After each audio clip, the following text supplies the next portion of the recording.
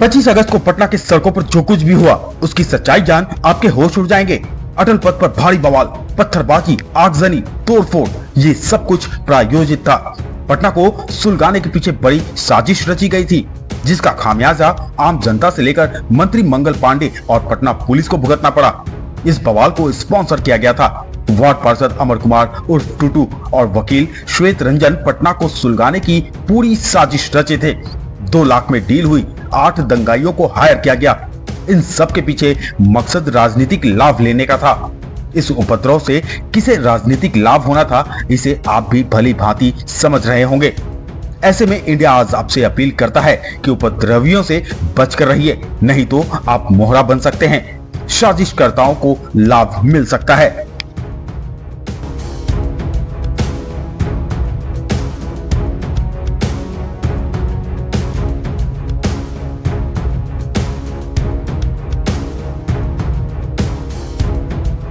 पच्चीस अगस्त की रात अचानक से पटना सुलग उठी।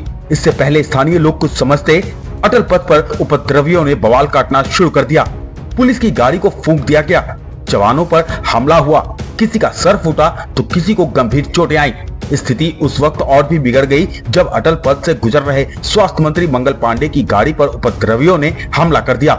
स्वास्थ्य मंत्री की गाड़ी पर ईंट पत्थर बरसाए गए। पुलिस जब तक कुछ समझती, उपद्रवियों ने पटना को सुलगा दिया था और इस उपद्रव को दूसरी ओर मोड़ दिया। बताया जाने लगा कि 15 अगस्त को कार में भाई बहन की मौत से परिजनों का गुस्सा फूटा है, लेकिन सच्चाई कुछ और भी थी। उपद्रवियों की गिरफ्तारी के बाद पटना को सुलगाने के पीछे उपद्रवियों के साजिश का खुलासा हुआ। पटना पुलिस का दावा है कि ये उपद्रव प्रायोजित था। एसएसपी ने बताया कि वार्ड पार्षद अमर कुमार और वकील श्वेत रंजन ने उपद्रव की साजिश रची। राजनीतिक लाभ के लिए 2 लाख रुपए में डील हुई थी। प्रदर्शन के लिए 8 उपद्रवियों को हायर किया गया था। 2 दिनों तक पटना के प्रदर्शन की पूरी साजिश रची गई। यानी बिहार चुनाव से पहले सरकार की छवि को पूरी तरह से खराब करना था। इस उपद्रव में पटना पुलिस ने अब तक 40 लोगों को गिरफ्तार किया है। 62 लोग हिरासत में हैं। सुनिए, पटना एसएसपी कार्तिकेय शर्मा ने इस उपद्रव के पीछे की साजिश पर से पर्दा उठाते हुए क्या कुछ कहा है।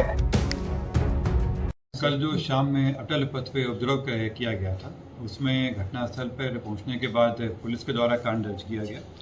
घटनास्थल से 7 लोगों की गिरफ्तारी की गई थी और उन लोगों से ले जाके सघन पूछताछ किया गया। सघन पूछताछ करने के बाद रात में पुलिस के द्वारा विभिन्न जगहों पर छापेमारी की गई और कुल 62 लोग, 55 रात में और आज सुबह में, और कुल मिला के 62 लोगों को हिरासत लेके पूछताछ किया जा रहा है। इनमें कुछ वहाँ के लोकल रहने वाले हैं और कुछ लोगों को बाहर से भी लाके उपद्रव कराया गया था। इस पूरे मामले में जो 2 मेन षड्यंत्रकर्ता थे वो वहाँ के लोकल वार्ड पार्षद टूटू नाम से हैं।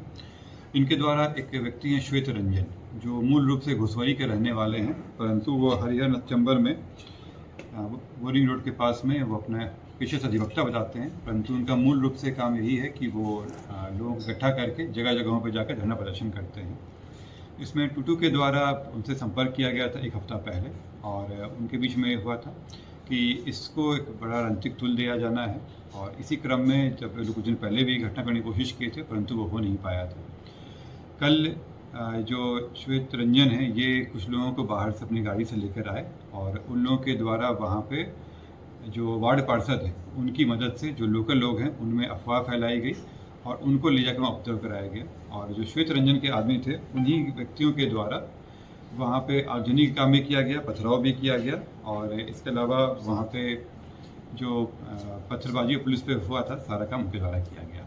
इसमें वहाँ की कुछ महिलाओं भी सम्मिलित थी जिनको गिरफ्तार कर लिया गया है। इसका जो वार्ड पार्षद थे, उनका मूल मकसद इसका राजनीतिक लाभ उठाना था और वो चाह रहे थे कि इसमें अपना टीम बनाया जाए, और जो श्वेत रंजन है उनको उसमें पैसे भी दिए गए थे। उनकी एक मंशा ये भी थी कि अगर इसमें कुछ मुआवजा मिलता है तो उसमें भी उनको हिस्सेदारी मिले। इसी को लेकर पूरा कार्य किया गया था। घटना करने के लिए जो लोगों को बाहर से बुलाया गया था उनमें से भी कुछ की गिरफ्तारी की गई है, और ये जो पूरी भीड़ बेकाबू हो गई, फिर उनके कंट्रोल में नहीं रहा तो वो भी भाग रहे थे, और भागने के क्रम में इन सबकी गिरफ्तारी हुई है। जो दोनों मुख्य षड्यंत्रकर्ता हैं उनकी गिरफ्तारी हो चुकी है। इसके अलावा जो 62 अन्य लोग हैं उनको भी पूछताछ के लिए लाया गया है।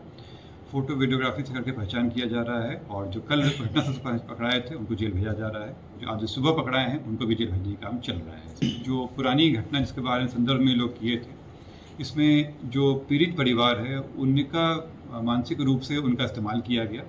उनको भी जानकारी नहीं थी कि इस तरह का षड्यंत्र किया जा रहा है। वो बाहर से आए और उनको तुरंत उस भीड़ पहले से इकट्ठा की गई थी, उनको लाया गया। उनको भी जानकारी नहीं थी कि इसका इस तरह से किया जाएगा। पुलिस के द्वारा उनके साथ जो भी पोस्टमार्टम रिपोर्ट आया सब साझा किया गया था। मेरे द्वारा आप लोगों को भी बताया गया है इसमें कि क्या चीज़ घटनाएं हुई हैं, किस तरह की चीज़ें रिपोर्ट आई हैं। हत्या का अभी तक पुष्टि नहीं हुई है। बिना हत्या की पुष्टि किसमें आगे जब तक रिपोर्ट कंप्लीट नहीं आ जाता है कार्रवाई नहीं की जा सकती है। जो प्रिलिमिनरी रिपोर्ट आया है उसमें हत्या की पुष्टि नहीं है। ये बात उनके परिवार वालों को भी बताई गई थी। पटना में हुए इस उपद्रव के पीछे की साजिश का पटना पुलिस ने पर्दाफाश तो कर दिया है, लेकिन पटना में हुए इस उपद्रव पर तेजस्वी यादव ने एक्स पर पोस्ट कर सरकार को घेरा और स्वास्थ्य मंत्री मंगल पांडे पर निशाना साधा। हालांकि सच्चाई अब सबके सामने है, तो ऐसे में तेजस्वी यादव अब कौन सा पोस्ट करेंगे?